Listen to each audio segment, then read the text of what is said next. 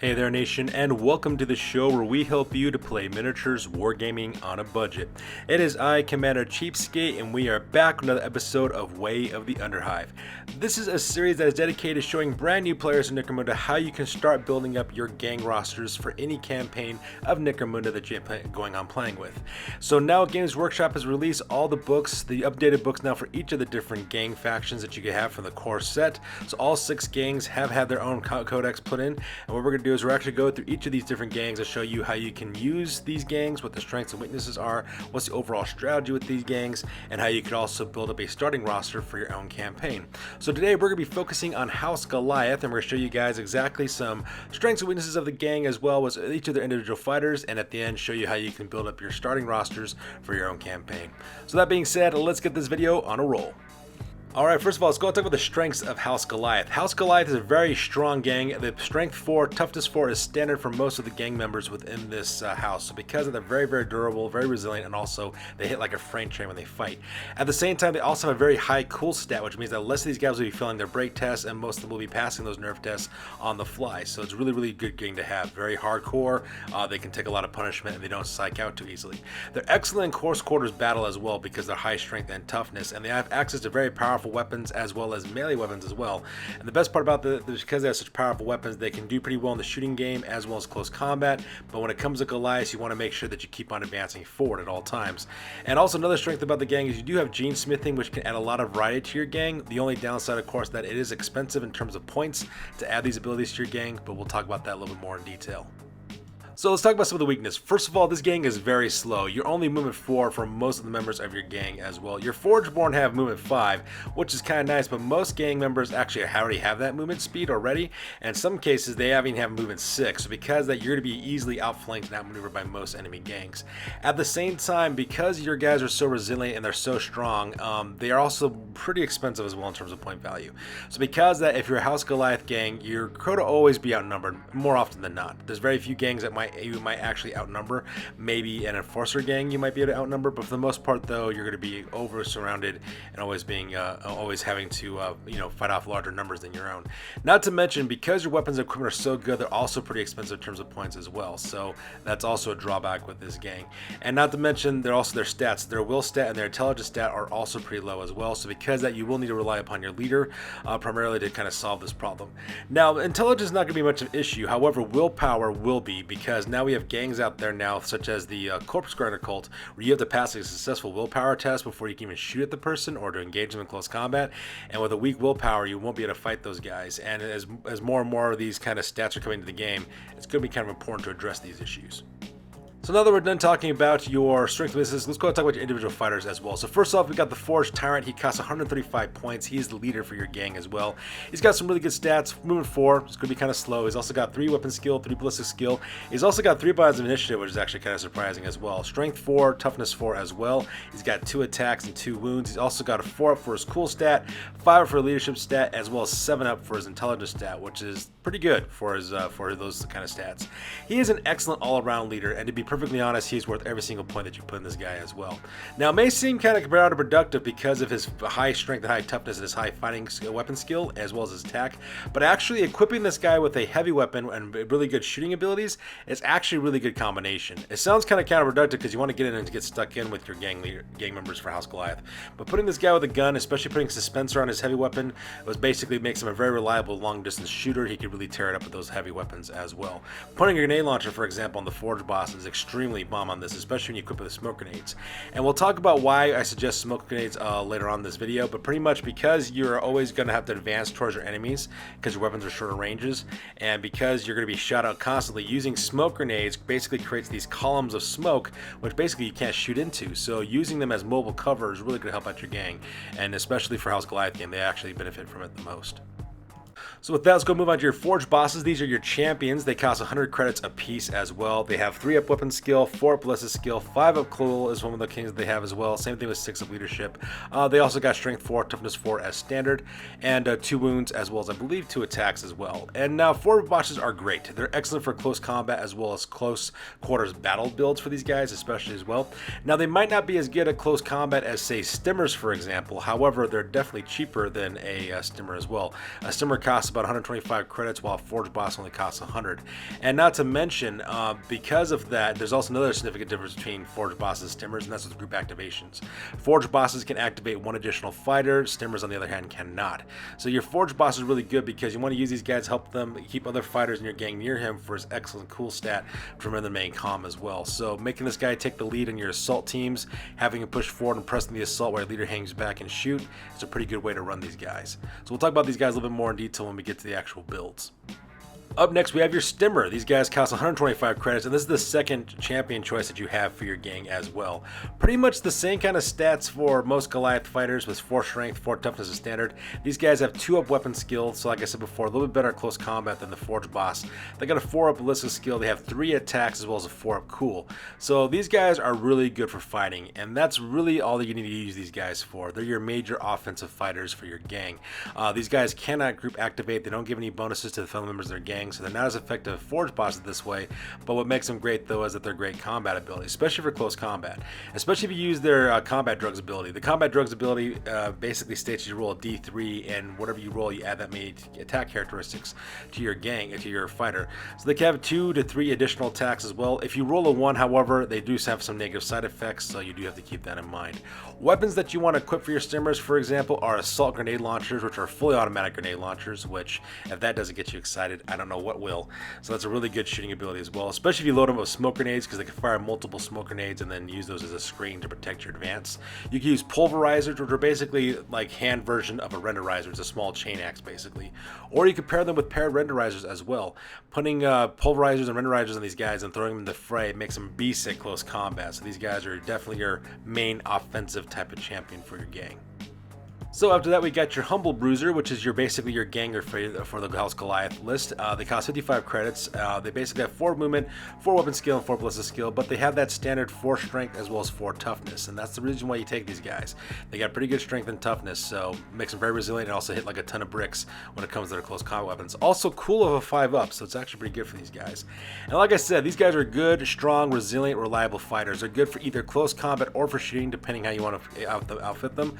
For their access of weapons, it's pretty limited what kind of weapons they have. For example, when it comes to weapons, usually the best weapon to equip these guys with is a combat shotgun, and basically from combat shotgun, if you want to go to second best weapon, probably want to be your stub cannon. You might be wondering, Commander Cheapskate, really a stub cannon? Yes, that's actually ranks for second place, and third place will probably be your bolters. So let's go and talk about the reasoning behind that. For your combat shotgun, if you're using salvo ammo, you got a 4-inch range for short range, a 12-inch range for long range. You get +1 for your short range bonus. It's a strength 4 weapon that causes 2 damage. It's got an ammo check of 4-up. It's got knockback as well as a rapid fire ability. So it's pretty much got the same kind of nice stats as a bolt gun. It may not be able to go as far, but once again, you're a Goliath gang, so you're going to be trying to get up close to your enemies anyways. And if you're worried about your ballistic skill, you can switch to Shredder ammo, which basically is a teardrop template. It's a strength 2 weapon, causes 1 damage, ammo roll 4-up, but it's got the scatter shot ability, which means you roll d6 wounds to wound rolls. So it makes it very, very reliable as well. Now in second place would be the stub cannon. Now you might be wondering, well, Commander Cheapskate, why would a stub cannon be better than a bolter? And the reason why is because of the ammo roll.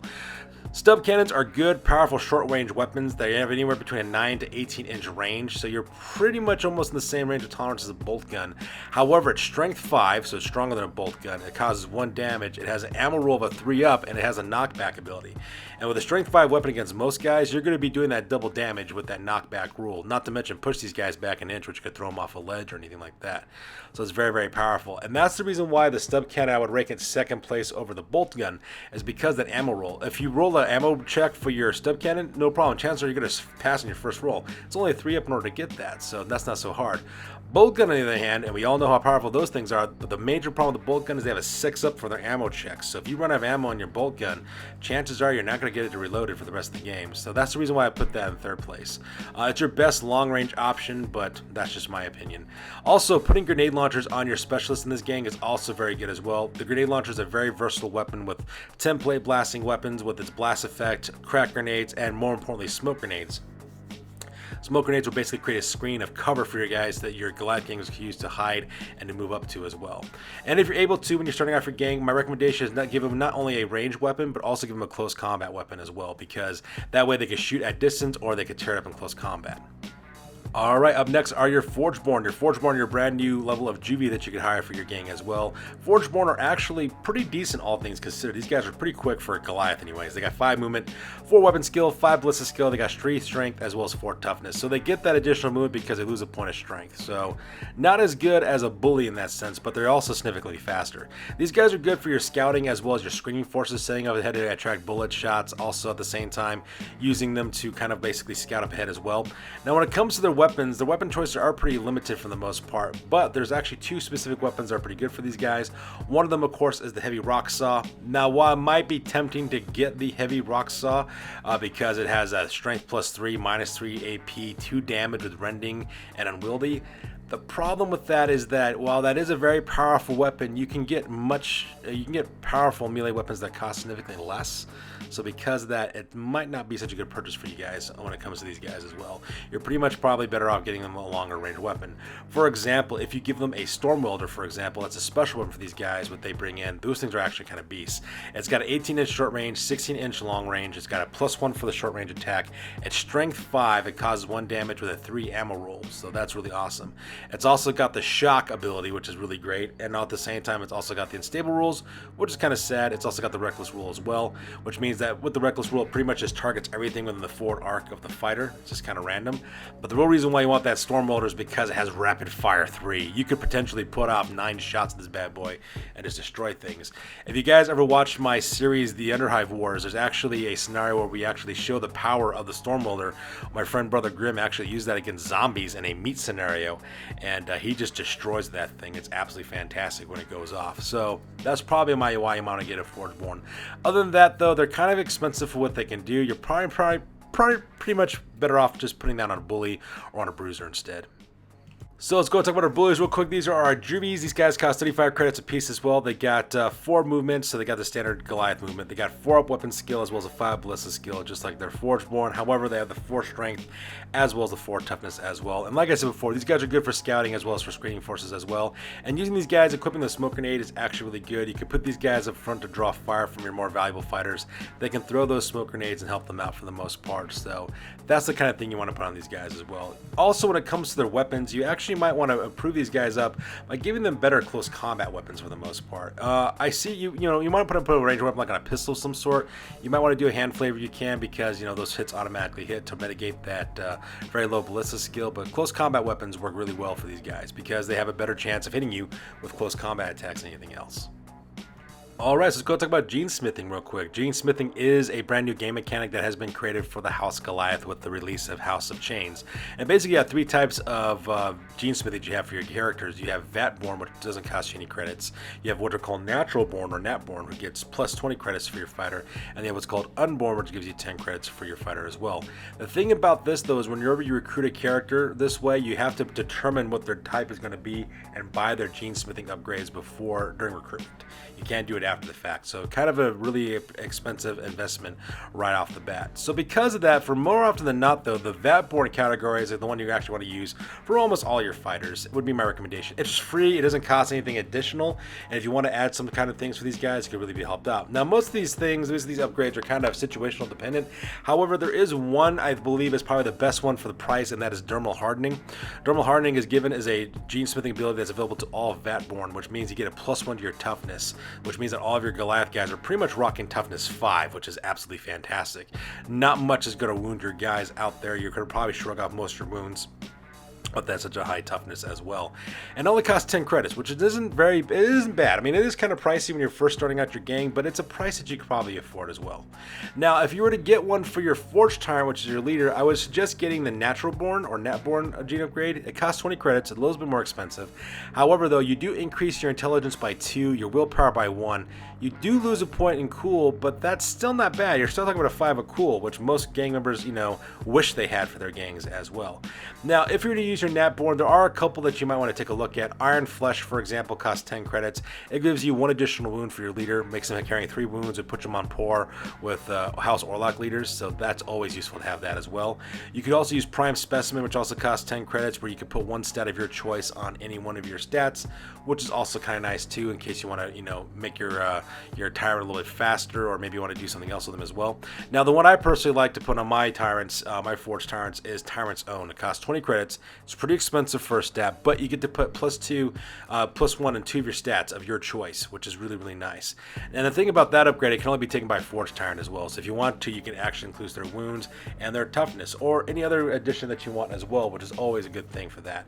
Like I said before, it's a little pricey up front, but it's something you might want to look at. I prefer the Tyrant's Own Natural Born for my Tyrants, while using Vatborn with Thermal Hardening for everybody else. So now that we're done talking about the rules, let's go and talk about the gang rosters real quick. So this is my cheapskate build, is what I call this one. And the reason why I call this a cheapskate build is because if you already have the starter box set for Necromunda when it first came out, you already have a box of gangers that you can use. Or if you want to, you can just buy a standard box set of Goliath guys and use everything on this list right out of the box. So that's why I love it so much, because it doesn't cost you as much money. And this one actually will use up all 1,000 credits for your gang as well. So let's go on and talk about that real quick. So some features about this is that your leader, your champion, and your gangers all have +1 of their toughness, which means they all have 5 toughness as a standard for your gang, which is really, really impressive, which means most weapons that your enemies will use will have to roll a 5 up in order to wound you, which is fantastic. At the same time, you can also divide up this gang into 2 teams. You have a suppressive element, which does all the long range shooting, and you also have an assault element as well. At the same time, this build also uses smoke grenades to protect your advance across the battlefield, and at the same time, you also have frag grenades and crack grenades that you can use as well to cause damage. So that way you can cover your movement forward, not worried about getting your guys getting shot off the table until you get within close enough range to assault forward, and you just destroy your enemies that way.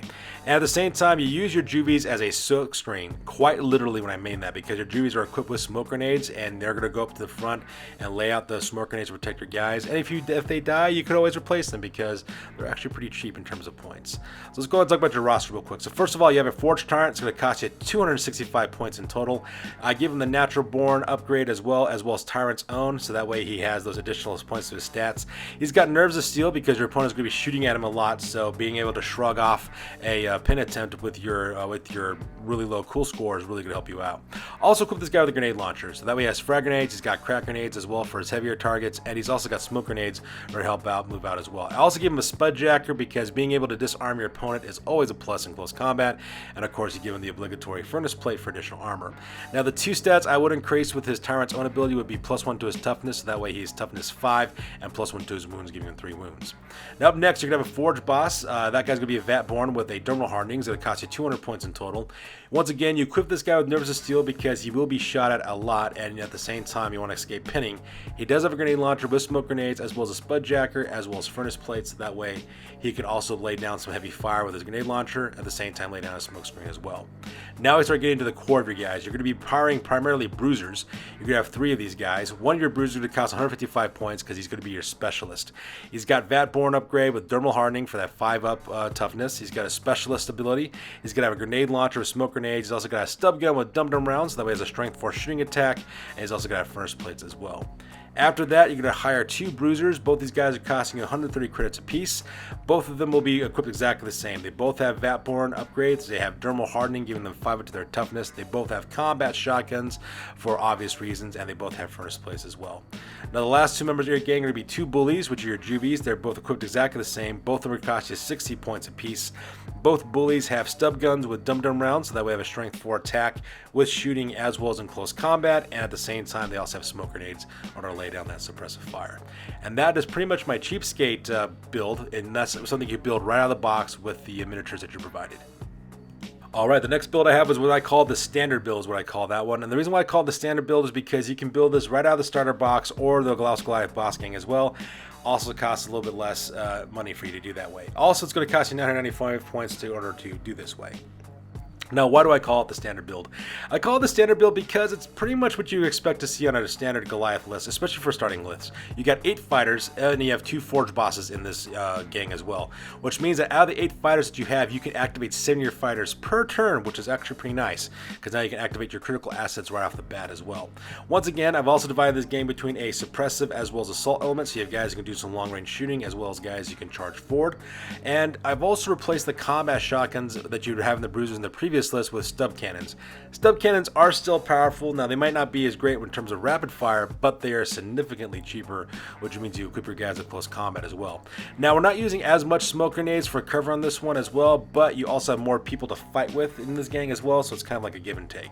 So let's go on and talk about exactly what you expect in this group. So first of all, for your Forged Tyrant. Your Forged Tyrant's going to cost you 230 points, and this guy is going to be your close combat leader. He's got Nerves of Steel for shrugging off those pin attempts. He's got a combo pistol with a stub gun and a plasma gun attached to it. Plasma pistol with it too, for obvious reasons. He's also got dub-dum rounds for his stub guns. He has a back secondary strength 4 attack. He's also packing a power hammer, so that's going to make him really good in close combat, and he also has furnace place as well. So this guy can shoot.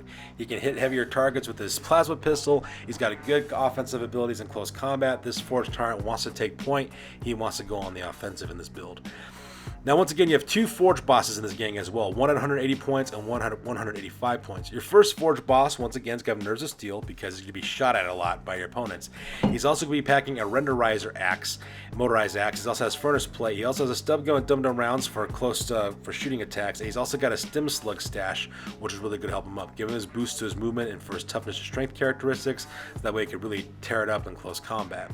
Now, your second Forge boss is going to cost you 185 points. He's also got Nerves of Steel, so that way he doesn't get pinned either.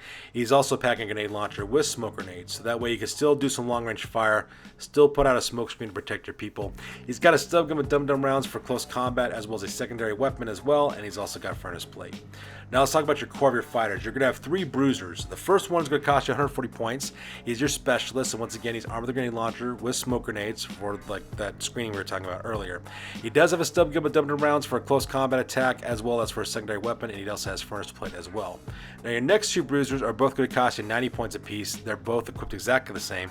Both of them have stub cannons, which are really powerful long-range shooting. Not as long, but pretty powerful shooting. They have Furnace Plate as well, and they're also packing axes as well to use in close combat. Now you might be wondering, well, Commander Cheapskate, why are we giving these guys axes? And the reason why is because the axes are actually pretty good in terms of close combat as well. For example, when you talk about an axe, it's going to give you +1 to your strength, so it's going to give you strength 5 of your attacks. It causes 1 damage, and it could also disarm your opponent as well. Not to mention, you could use this for both close combat or with shooting with these Bruisers the way they're equipped. The last thing you do real quick, of course, you're going to have your last 2 bullies. These are 2 of them. They're both equipped exactly the same. They're both armor stub guns. And these guys are your flak that you send out for to take shots and get hit at, while the rest of your gang pretty much stays protected. And that pretty much makes up the standard build for your gang. Alright, so the very last build we're going to go with is what I like to call the Combat Guild build. Now this one is a little bit more expensive in terms of price, because in order to make this one, you basically got to have both the starting gang box set or the starter set from the game that when it first came out.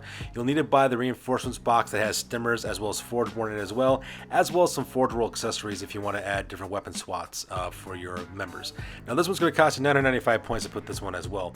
Now this one is more of a close combat battle build for this one, so these guys are mainly using for close combat. Your suppressive element is not as numerous as the other 2 builds, but the suppressive element you do have, it has a heavy bolter with a dispenser, which can cause some serious hitting damage as well. And plus, having a grenade launcher with a smoke grenade may also kind of cover your advance as well. Maybe it's not as much the cheapskate build, but it's enough to make a difference. Now this build has 2 Stimmers in this build, and both Stimmers are equipped with close combat weapons, and they also have +1 toughness added to their profile as well. So it makes them a little bit more resilient, and also makes them hit like a ton of bricks when close combat. This is the smallest gang build that I do have for the list, but it has a lot of features to it, and you can slowly build it up over time. So let's go on and talk about that. There's only 6 members in this gang. First of all, you got your Forged Tyrant. He's going to cost you 360 points. Now the reason why that's the case is because your Forged Tyrant is carrying a heavy bolter with a dispenser, which means that firing this heavy bolter only counts as a basic action.